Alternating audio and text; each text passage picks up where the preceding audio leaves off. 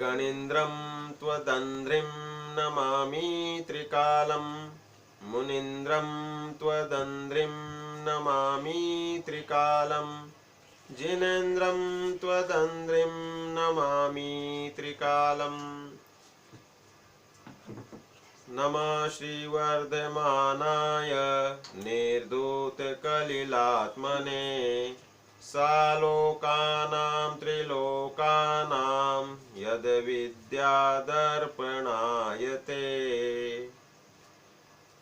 आचार्य श्री समंत भद्रदेव ने रत्नकरंड श्रावकाचार नामक ग्रंथ लिखा और उस पे टीका लिखते हुए पंडित सदासुख दास जी ने भावना अधिकार में लगभग 170 पेज में स्वयं का मौलिक चिंतन आगमाधार से प्रस्तुत किया है और उसमें उन्होंने 10 लक्षण भावनाओं का भी वर्णन किया। यह तो कल के विवेचन में मैंने लिया था कि वास्तव में यह जो पर्व है यह त्रैकालिक और शाश्वत पर्व है और इन पर्व के दिवस में दिनों में की हुई आराधना वह विशेष रूप से फलदायी होती है। ऐसा काल का अचिंत्य स्वरूप है। जैसे तीर्थंकर भगवान के समो शरण में जाकर प्रवचन सुने और देह से भिन्न शुद्धात्मा की बात सुन के परिणत होना चाहे तो बहुत सरल है, क्योंकि वह द्रव्य का महात्म है तीर्थंकर भगवान का। ऐसे ही सम्मेद शिखर आदि निर्वाण क्षेत्र पर जाएं और वहां पर परिणाम प्रायः अधिकांश जीवों के सुधरते ही सुधरते हैं, क्योंकि वह क्षेत्र का अचिंत्य महात्म्य है। और कोई सिनेमा हॉल में जाएगा तो वहां पे परिणाम बिगड़ेंगे, रागी द्वेषी होंगे और वासनामय होंगे, क्योंकि वह क्षेत्र का वहां का स्वरूप है।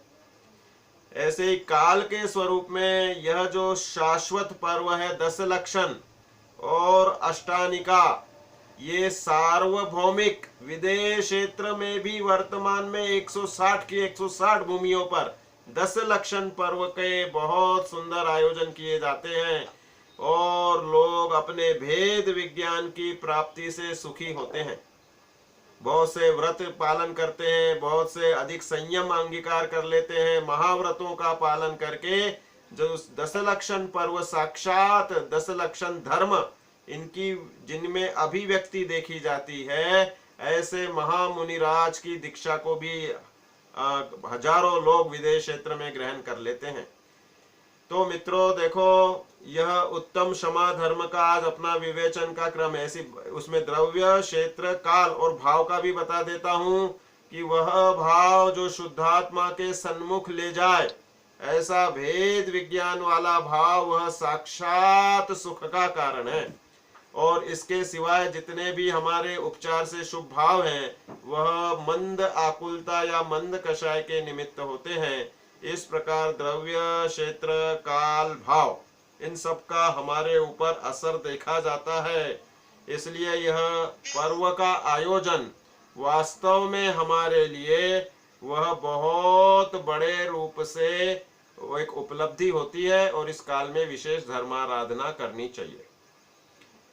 अब यह हम सुविधा के लिए आत्मा में धर्म तो वितराग भाव वस्तु सहावो धम्मो एक ही धर्म है, इसको ही प्रस्तुत करने के लिए 10 लक्षण से बताए। भाई कोई भी चीज समझनी हो तो लक्षणों से बताई जाती है। तो ये क्षमा, मार्दव आदि ये 10 लक्षण है। धर्म तो एक ही है, इसलिए हम जब पूजन भी करते हैं तो उत्तम क्षमादि 10 लक्षण धर्माय, ना कि अनेक प्रकार के धर्म कर दे। धर्माय एक चतुर्थी एक वचन लेते ना, धर्माय अर्घ्यम निरूपयामिति स्वाहा। तो 10 लक्षणमयी धर्म है, ना कि धर्म 10 हो जाते हैं, सो बात नहीं है। अब एक दिन का वह प्रतीक रूप में हम विवेचन की दृष्टि से आज उत्तम क्षमा का विवेचन ले रहे हैं, कल मार्दव का, ऐसे क्रमशः जो हम करते हैं वह सुविधा के अनुसार है। बाकी आत्मा के 10 लक्षण ये प्रति समय है। सिद्ध भगवान ने इन 10 लक्षण धर्मों को अनंत काल के लिए प्रकट कर लिया और मुनिराज वर्तमान में वे 10 लक्षण धर्म के धारी होते हैं। आचार्य परमेष्टि के 36 गुणों में 10 लक्षण वे उत्तम, क्षमा आदि इन 10 लक्षण को उनके 10 मूल गुणों में आचार्य परमेष्ठी में लिया गया है। तो कहने का तात्पर्य, और श्रावक भी भूमिका अनुसार जिसकी 2 कषाय चौकड़ी गई देश विरति हो तो उतना वह 10 लक्षण को प्रकट करता है। और उत्तम शब्द तो सम्यक दर्शन का सूचक है। देह से भिन्न में शुद्धात्मा हूं ऐसा जहां निर्णय हुआ, वहां पर अपने में अपनापन हुआ और वास्तव में वहां धर्म का प्रारंभ होता है। और वहां नियम से अनंतानुबंधी के अभाव में ये अनंतानुबंधी क्रोध, मान, माया, लोभ, ये 4 कषाय नियम से जाती हैं। और इसलिए वह चतुर्थ गुणस्थान वर्ती को भी अनंतानुबंधी के अभाव वाली क्षमा प्रकट होती है। और यह धर्म का प्रारंभ चौथे गुणस्थान से सम्यक दर्शन से होता है। यह सम्यक दर्शन बिना 10 लक्षण धर्म प्रकट नहीं होते। इसलिए सभी पुरुषार्थ वास्तव में अपने स्वानुभव के लिए, अपने आत्मा में अपनापन करने के लिए करना चाहिए।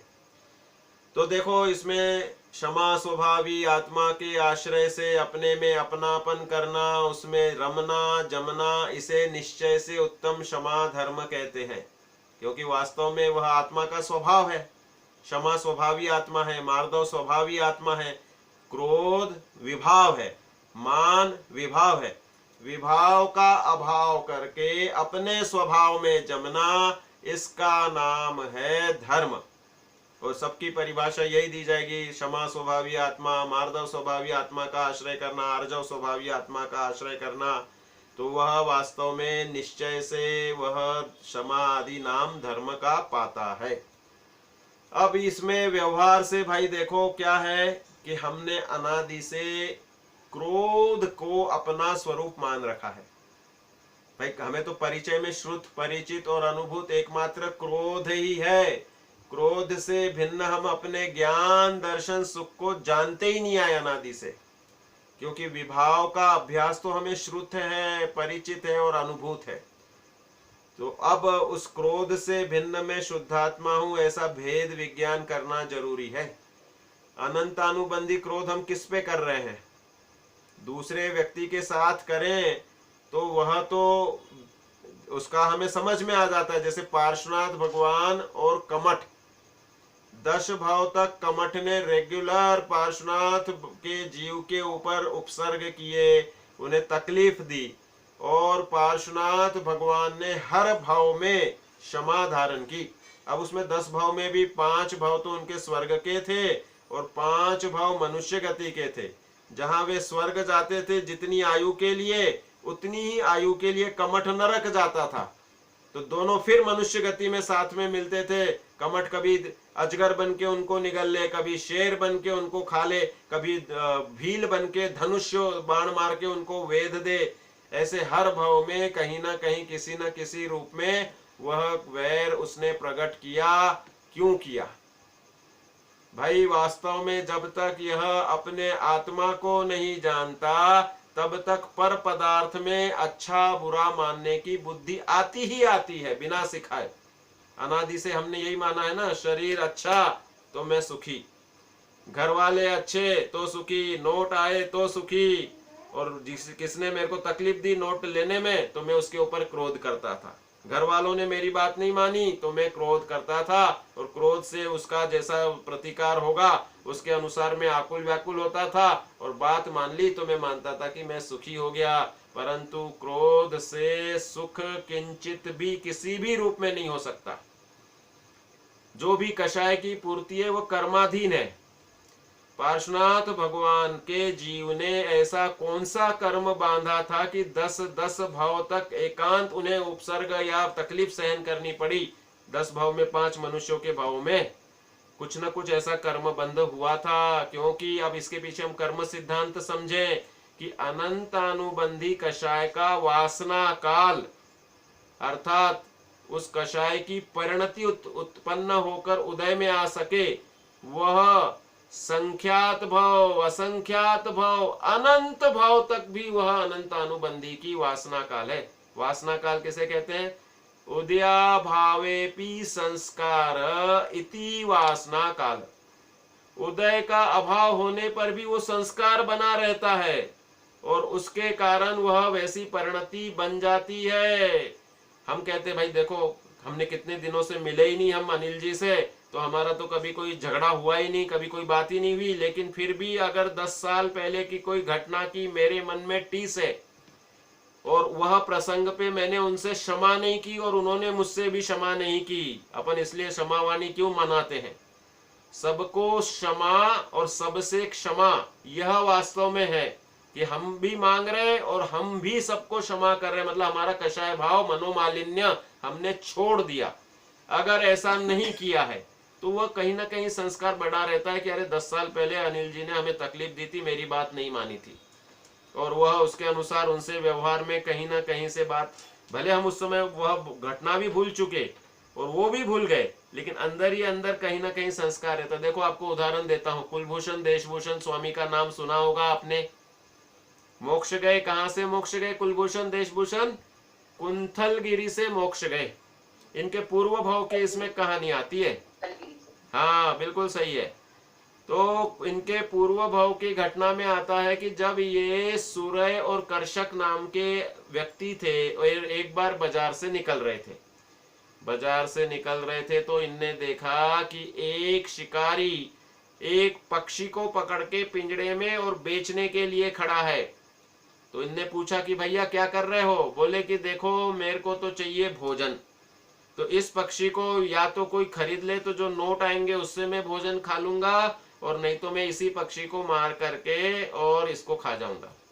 तो उन्होंने बोला भैया कितने का पक्षी है? उसको उतने पैसे दिए और वह पक्षी को उनने दूर ले जाके आजाद कर दिया। देखो हमें अपने जीवन में प्रैक्टिकल इन महापुरुषों की करनी से सीखना चाहिए। कभी हमें ऐसा प्रसंग बन जाए, कोई जानवर, कोई पक्षी अगर घायल है या किसी प्रकार से बंद है और हम समर्थ हैं उसे छुड़वाने में 200-500 रुपए दे करके, तो जरूर उसकी छुड़वाना चाहिए। तो सूर्य कर्षक ने ये छोड़ दिया और छोड़ने के बाद में वो पक्षी चला गया, उड़ गया। अब ये समय निकल गया, वो दूसरे भाव में पहुंचे तो सूर्य कर्षक के जीव ये बने उदित और मुदित नाम के भाई, दोनों भाई बने फिर से। और वह पक्षी बना, वह भील में पैदा हो गया पक्षी, तो भीलों का सरदार बन गया। और फिर ये उदित मुदित ने कालांतर में मुनि दीक्षा ली और समेत शिखर की वंदना करने जंगल से निकल रहे थे, तो भीलों के समूह ने आकर के घेर लिया और बोले हम तो अपनी देवी के लिए बलि चढ़ाएंगे। तो इनको बांध लिया। उदित मुनिराज, मुदित मुनिराज को कहते हैं कि भाई परिणाम संभालना, पूर्व कर्म उदय में आया है, क्रोध के आवेग में नहीं आ जाना, क्योंकि क्रोध अपने स्वभाव का घात कर देगा। समता से दोनों बंध गए, ज्ञाता दृष्टा रूप से निरखते रहे। देह से भिन्न शुद्धात्मा का संवेदन करने वालों को देह जाए या विनाश हो या टिके उसमें आसक्ति नहीं होती। क्या हुआ? उतने में भीलों का सरदार आया और उसने बोला अरे, और उसने देखा उन दोनों मुनिराज की तरफ। ना उसे जाति स्मरण हुआ भील को, ना उसे कोई पूर्व जन्म की घटना याद आई, लेकिन उसने बोला नहीं, इन दोनों की बलि नहीं चढ़ाएंगे, ये अच्छे लगते हैं, इन्हें छोड़ दो।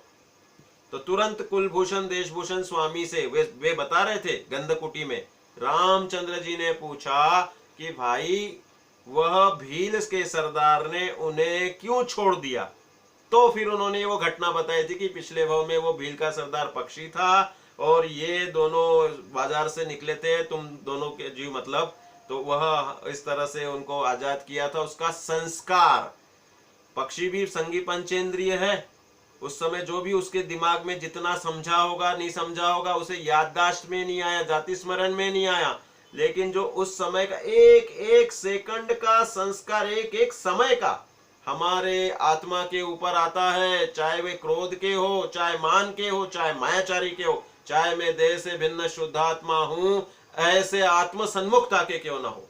इसलिए प्रत्येक समय के परिणाम को संभालना। टोडरमल जी मोक्षमार्ग प्रकाशक में लिखते हैं, परिणाम बिगड़ने का भय रखना और सुधारने का निरंतर उपाय करना। योगिंद्र देव कहते हैं, परिणाम से ही बंध है, हर मोक्ष भी परिणाम से, बस इसलिए है भाव्य जन परिणाम को पहचानिए। मोक्ष भी परिणाम से ही है और बंध भी परिणाम से है, इसलिए अपने परिणामों को पहचानना सीखो। मेरी आसक्ति पर में हो रही है, मुझे अनंतानुबंधी क्रोध है अपने स्वभाव के प्रति, जो मैं इसकी खबर ही नहीं ले रहा और पर पदार्थ में राचता पीस रहता हूँ। इसलिए यह उत्तम क्षमा धर्म के दिवस में हमें प्रेरणा मिलती है कि अपने स्वभाव की हमने अनादि से खबर नहीं ली। अब इस समय हम अपने देह से भिन्न अपने शुद्धात्म स्वभाव को पहचान कर और उसमें अपनापन करके उसकी खबर रख के शांति और सुख का अनुभव करें, यह वास्तविक पुरुषार्थ है। और वही पुरुषार्थ हमें 10 लक्षण धर्म को प्रकट कराता है। तो वह उदित मुदित मुनिराज की घटना जो कुलभूषण देशभूषण महाराज के पूर्व जन्म की थी, उससे समझ में आता है कि जीव के संस्कार गति गत्यंतर तक चलते हैं, इसलिए परिणामों की संभाल करनी चाहिए। और वह उदया भावेपि संस्कार इति वासना काल कषाय को तुरंत मेट देना चाहिए। मेटने का उपाय क्या है? कषाय को क्षमा मांगना और क्षमा करना, यह उपाय है। इसके अलावा कोई दूसरा उपाय क्रोध को नष्ट करने का नहीं है। आपको एक घटना और बताना चाहूंगा जो श्रेणिक चरित्र में आती है, और उत्तम क्षमा के लिए मैं उनका ही उदाहरण हमेशा देता हूं। देखो क्या हुआ। श्रेणिक राजा निरंतर क्या करते थे, रोज जैसे हम तुम सुबह उठ करके भागते हैं सीधा जिन दर्शन के लिए। कोरोना काल भी क्यों ना है, लेकिन बाहर से क्यों ना हो, या जिनकी खिड़की खुल रही, किसी के मंदिर के दरवाजे खुल रहे, लेकिन जिन दर्शन के नियम को हम सब पाल रहे हैं। तो जिन दर्शन के लिए हम जाते हैं, वैसे ही श्रेणिक राजा सुबह उठते ही ना धो के समो शरण विपुलाचल पर, राजगृह के राजा श्रेणिक, और राजगृह में विपुलाचल पर भगवान महावीर का समो शरण आया। तो वे रोज सुबह उठकर प्रातः दिव्य ध्वनि श्रवण के लिए साक्षात भाव निक्षेप के तीर्थंकर भगवान की पूजन के लिए जाते थे। एक दिन वे जा रहे थे तो देखा कि एक मुनिराज धनुष्य बाण मारने की मुद्रा में तपस्या कर रहे हैं। भाई हमारे मुनिराज तो खड़गासन, पद्मासन, गोदुहासन, वीरासन, सप्तऋषि पूजन की होगी ना आपने। मनवादि चारण रिद्धि धारक मुनिन की पूजा करूं, ता करे पातक हरे सारे सकल आनंद विस्तरूं। तो उन मुनिराज की पूजन में, सप्तऋषि पूजन में वह बताया वीरासन, गोदुहासन आदि विभिन्न आसनों में, लेकिन सबकी मुद्रा शांत। मुनिराज की मुद्रा शांत होती है क्योंकि कषाय का अंश भी, 3 कषाय चौकड़ी नष्ट हो गई, संज्वलन जन्य मात्र थोड़ी सी कषाय है। तो इसलिए उन मुनिराज की मुद्रा को देखकर, जैसे ये शांत राग रुचि भी परमाणु भिस्त्वम निर्मापित त्रिभुवनैके ललाम भूत तावंत एव खलु ते प्रणव्य पृथिव्याम यत्ते समानमपरम नहीं रूपमस्ति। मुनिराज की देह ऐसे शांत परमाणुओं से निर्मापित होती है कि उसमें किंचित भी किसी भी रूप से वह विकार को प्राप्त नहीं होते, लोगों के परिणामों को भी शांति के निमित्त बनती है। इसलिए वो भजन भी बनाए ना, जंगल में मुनिराज हो मंगल स्वरूप निज ध्यावे, बैठ समीप संत चरणों में पशु भी वैर भुलावे। वैर क्या होता है और क्रोध क्या होता है साहब, अंतर मालूम है आपको? क्रोध तो होता है तात्कालिक। भाई मैंने किसी से झगड़ा किया और उसने मुझे 2 मारे, मैंने उसको 2 मारे और विवाद शांत कर दिया, तो क्रोध होकर के मामला निपट गया। लेकिन हुआ क्या कि ना मैंने उसे मारा ना उसने मुझे मारा, दोनों ने अंदर बांध ली गांठ, और दोनों अपने अपने काम में तो लग गए, लेकिन एक दूसरे के प्रति जो द्वेष बैठ गया कि अब मौका मिलेगा तो मैं उसे देखूंगा, ये जो काम है इसका नाम है वैर। पार्श्वनाथ और कमठ में वैर था, और यहां पर क्रोध का भयानक रूप वैर बन जाता है तो भव भवांतर तक, संख्यात असंख्यात अनंत भव तक रह सकता है, इतना उसका वासना काल है। तो यहाँ पर मुनिराज की शांत मुद्रा देखने से क्या होता है, बैठ समीप संत चरणों में पशु भी वैर भुलावे। कैसे वैर भूलता है, अहो सिंहनी गोवत्सों को स्तन पान कराती, हो निशंक गो सिंह सुतो पर अपनी प्रीति लुटाती, न्योला अहि मयूर सब ही मिले तहाँ आनंद मनावे, बैठे समीप संत चरणों में पशु भी वैर भुलावे। क्या होता है साहब, मुनिराज के चरणों में शेर, शेरनी और गाय, क्या होता है, शेरनी का खाना है गाय, शेरनी का भोजन है गाय, लेकिन मुनिराज की शांत मुद्रा के पास में जब एक शेरनी और गाय पहुंच जाए तो क्या होता है कि वह शेरनी और गाय दोनों एकदम वात्सल्य से मुनिराज के पास बैठ जाते हैं, और वहां जल पीने के लिए हो तो जल पीते। आपने अपने जैन मंदिरों में देखा होगा तो मंदिर पे चित्र बनते हैं कि एक ही पात्र में शेरनी और गाय पानी पी रही है, और गाय का बछड़ा शेरनी का दूध पी रहा है, और शेरनी का बच्चा वह जाकर के गाय के दूध पी रहा है। क्या कारण है, ये बता रहे कि अब तुम जिन मंदिर में आ गए अब सब वैर विरोध भुला दो, क्रोध कषाय का अभाव कर दो, वैर का अभाव कर दो, क्षमा स्वभावी आत्मा की शरण में आ गए हो। जिनेंद्र भगवान के शांत परमाणुओं के समागम में आने पर नियम से कषाय नष्ट होनी ही चाहिए। क्या हुआ फिर कि भाई जंगल में मुनिराज की मुद्रा से सिंहनी गोवत्सों पे प्रीति करती, और गो वह सिंह सुतों पर निशंक प्रीति करती है, और ये न्योला सर्प और मयूर, न्योला और सांप में लड़ाई होती है, और सांप और मोर में भी वैर होता है, और ऐसे ये वैर आपस में रखने वाले प्राणी भी मुनिराज के चरण में बैठते हैं तो अपना वैर भुला देते हैं। इसलिए जिनेंद्र भगवान के दर्शन करने वालों को वैर नाम की चीज नहीं होती।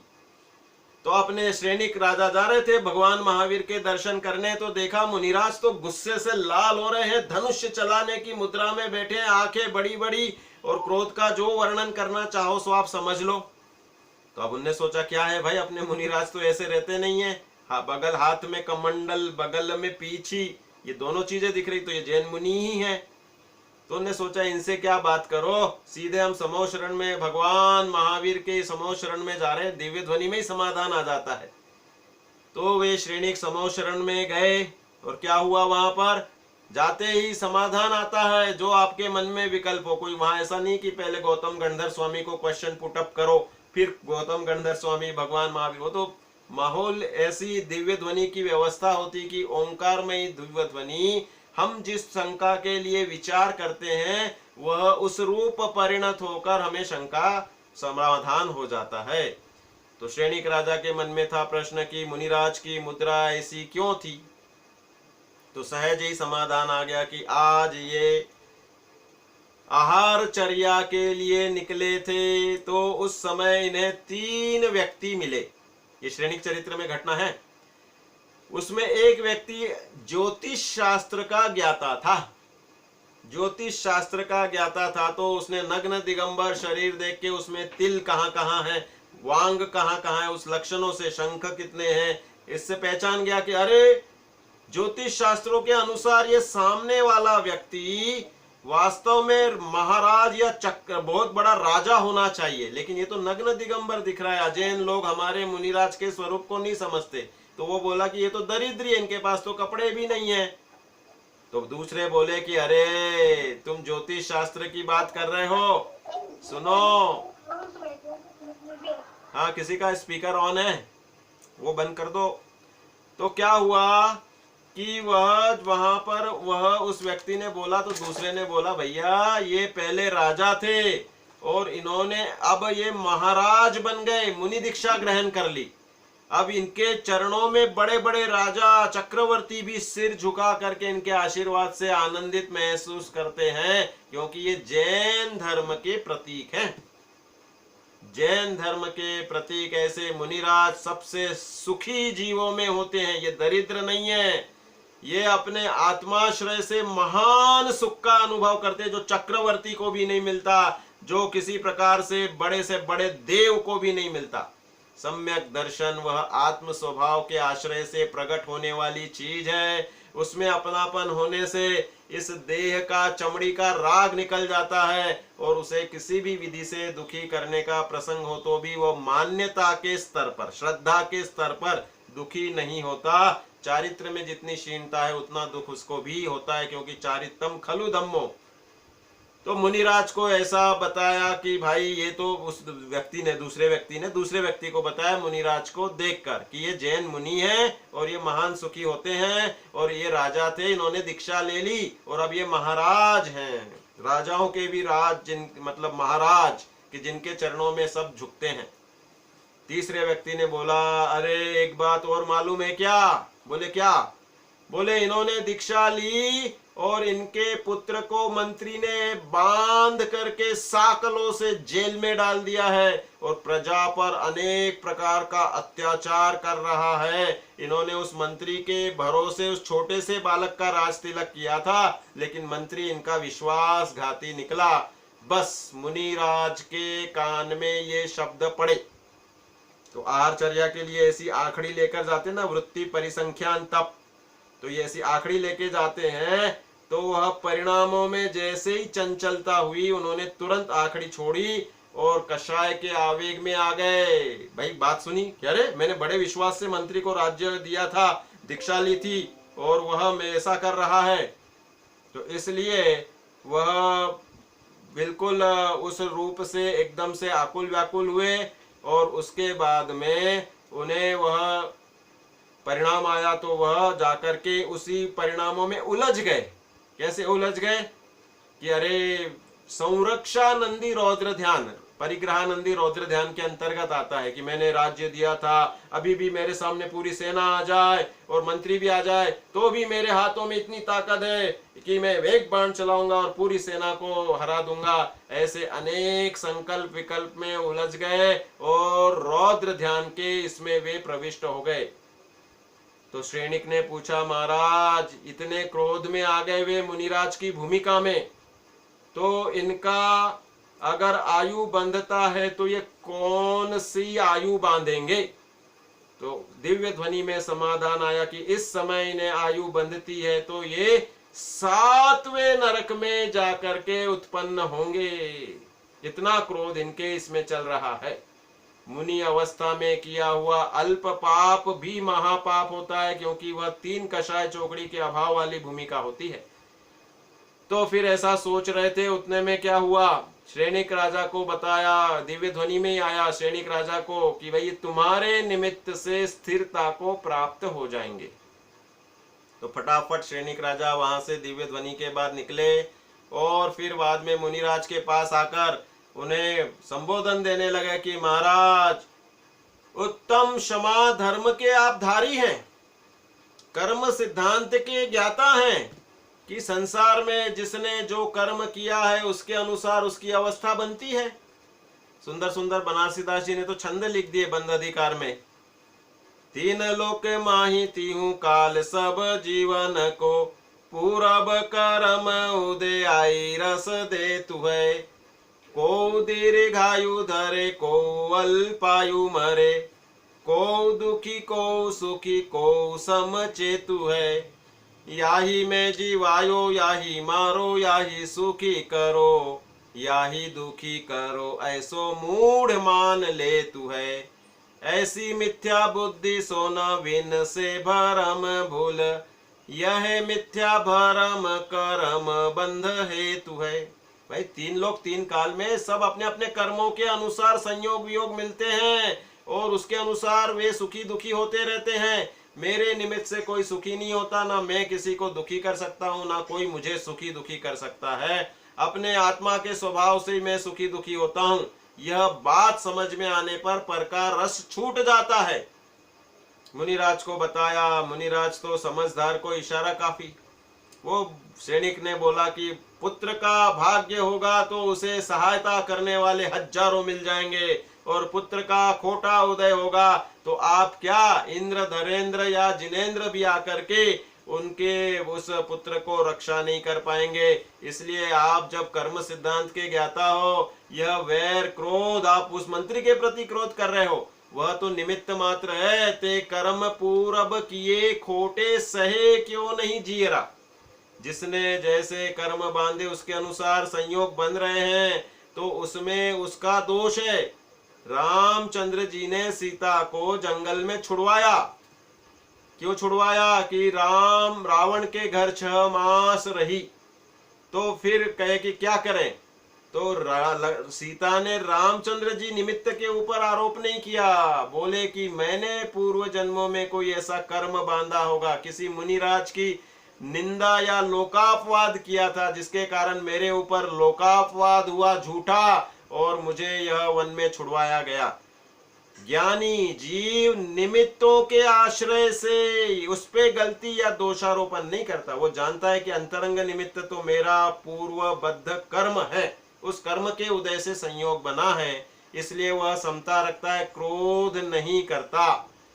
तो इसलिए हे मुनिराज, आप भी क्रोध को छोड़ो और अपने आनंद रस में निमग्न हो। आप तो मुनिराज की साक्षात भूमिका में महान 3 कषाय चौकड़ी का भावजन्य आनंद रस पीते हैं। हे मुनिवर, आपके उस पुरुषार्थ को संभालो। बस श्रेणिक के संबोधन से मुनिराज ने परिणाम सुधारे। कैसे सुधारे? उन्होंने अपने देह से भिन्न शुद्धात्मा में ऐसी एकाग्रता की कि उसी वक्त क्षपक श्रेणी मान करके 10वें से 12वें गुणस्थान और 13वें गुणस्थान में आके अरहंत अवस्था को प्राप्त कर लिया। जमीन से 500 धनुष ऊपर उनका आसन हो गया, परम औदारिक शरीर हो गया। कहाँ अंतर मुहूर्त पहले 7वें नरक की आयु बंधने का प्रसंग था, और कहाँ अंतर मुहूर्त में उन्होंने केवल ज्ञान प्रकट कर लिया। ऐसे वे गौर संदीव नाम के मुनिराज, नाम दिया सैनिक चरित्र में, गौर संदीव मुनिराज ने वास्तव में मोक्ष लक्ष्मी को प्राप्त कर लिया। उनके लिए वे उत्तम क्षमा धर्म के धारी उन मुनिवरों को हम अनंत अनंत अनंत नमन करते हैं। क्षमा स्वभावी आत्मा के आश्रय में संपूर्ण स्थिरता से मोक्ष मिलता है, और जो क्रोध का अभाव करते हैं जितने अंशों में, तो वह परिणाम सुधरते हैं, तो उससे जो पुण्य बंध होता है उससे संसार में जब तक है तब तक अनुकूलताएं बनती है। देखो, इसके लिए अपन जो पूजन करते हैं उसका छंद भी 5 मिनट में ले रहा हूं। उसमें बताते हैं, पीड़े दुष्ट अनेक बांध मार बहुविधि करे, धरिए क्षमा विवेक कोपन कीजे पीतमा।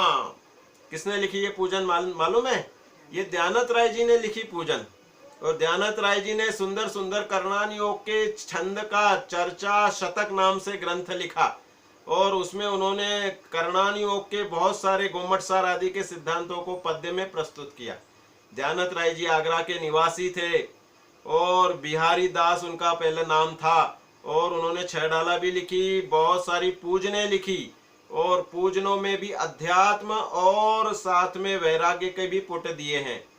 ऐसी उनकी बहुत सारी पूजन, रत्नत्रय पूजन में है ना सब, एक स्वरूप प्रकाश निज वचन कयो नहीं जाए, 3 भेद व्यवहार सब ध्यानत को सुखदाय। हम जिनवाणी स्तुति भी करते हैं ना, वो सरस्वती पूजन वाली, जावाणी के ध्यानते सूझे लोकालोक, तो वह भी सो ध्यानत जगवंत जयवंत रहो, ध्यानत राय जी ने लिखी वो भी। तो यहाँ पर ये ध्यानत राय जी लिखते हैं उत्तम क्षमा धर्म के इसमें कि भाई दुष्ट लोग पीड़ा देते हैं, बांधते हैं, मारते हैं, पीटते हैं, तो भी उनके ऊपर क्रोध नहीं करो। हे प्रीतम प्रिय, हे प्रिय, तुम सम्यक दर्शन से सुशोभित होना चाह रहे हो, धर्म मार्ग में बढ़ रहे हो, तो कोप न कीजे पीतमा। क्यों, क्या सोचना चाहिए? कह रहे हैं कि भाई हमने ते कर्म पूरब किए खोटे, सहे क्यों नहीं जियरा। हमने पूर्व जन्मों में किए हुए कर्मों के अनुसार वे कर्म बांधे थे और अब उदय में आकर हमें अनेक प्रकार से फल दे रहे हैं। इसलिए हमें सामने वाले के प्रति क्रोध नहीं करना चाहिए, क्योंकि वास्तव में हमने वह कर्म बांधे थे और उस कर्म के उदय के फल को हम भोग रहे हैं। तो इसलिए उसमें सुंदर सुंदर वो तो पूरी का बोधी बांधे, गुण को अवगुण कहे और अनेक अनेक प्रकार से तकलीफ देवे, तो भी वहां पर क्रोध नहीं करे, क्योंकि ते कर्म पूरब किए खोटे, सहे क्यों नहीं जियरा। अति क्रोध अग्नि बुझाए प्राणी, साम्य जल ले सियरा। कि हमें वह क्रोध रूपी अग्नि को अपने भेद विज्ञान से, कि मेरा स्वभाव तो ज्ञानमयी, दर्शनमयी, आनंदमयी और सुखमयी है, क्रोध मेरा स्वरूप नहीं है, इसलिए उस क्रोध के आवेग में नहीं बहकर ज्ञानानंद स्वभाव या अपने आत्मरस में ही रहना, यह वास्तव में सच्चा पुरुषार्थ है और यही उत्तम क्षमा धर्म है। तो मित्रों, यह एक ही संदेश में इस अवसर पर आगम की आज्ञा से देना चाहता हूँ कि हमारे जितने भी अंदर में पूर्व में क्रोध के कारण, वैर के कारण, कषाय के कारण जितनी भी हमने गलतियां की होगी, उनसे हमें क्षमा मांगने में किंचित भी संकोच नहीं होना चाहिए। मन से मलिनता मिटा दो। मेरे ज्ञानानंद स्वभाव में किसी ने दी हुई गाली का, किसी ने किए हुए बुरे परिणाम का प्रवेश नहीं होता, इसलिए मैं उसको क्षमा करता हूँ। और मेरे निमित्त से भी किसी को कष्ट पहुंचा हो तो उनसे भी मैं क्षमा याचना करता हूँ। इस प्रकार से हम क्षमा मांगकर निर्भर हो जाते हैं और अपने ज्ञानानंद स्वभाव में रहकर शांति और सुख का अनुभव करें। यही वास्तव में वह उत्तम क्षमा धर्म है। प्रत्येक धर्म आत्माश्रय से ही प्रकट होता है। अपने आत्म स्वरूप का निर्णय, उसमें एकाग्रता, उसी का अभ्यास, यही पुरुषार्थ है। इसलिए क्षमा स्वभावी आत्मा का ज्ञान करके, उसमें अपनापन करके, उसमें लीन होना, यही वास्तव में पुरुषार्थ है। इसलिए यह क्षमा धर्म के दिन हम इस संपूर्ण जितने भी प्राणी मात्रों को जाने अनजाने में हमने कष्ट दे दिया हो, ये छोटे क्षुद्र जीव होते, चींटी आदि, इनके ऊपर हमारा कब पैर आ जाए, कब कैसा आ जाए, ऐसे कष्ट जान करके अनजान करके देते रहते हैं। इन सब को प्रति हम क्षमा भाव रखें, इनसे क्षमा मांगे। वह पंच परमेष्टि से क्षमा मांगना ही इनसे क्षमा मांगना है। वो तो चींटी क्या सुनती है, वो तो 3 इंद्रिय ही है। और हमें अपने परिणाम में निर्मलता, उनके प्रति जो हमने किए हुए दोषों को मिथ्या हो इतने बोलने मात्र से वह दोष निकलता है और हम अपने भेद विज्ञान के स्वरूप को समझकर कषाय का अभाव करें। यही वास्तविक उत्तम क्षमा धर्म है और इसको प्रकट करके हम सुखी हो, इसी भावना से अभी का विवेचन पूरा करते हैं। जय जिनेन्द्र।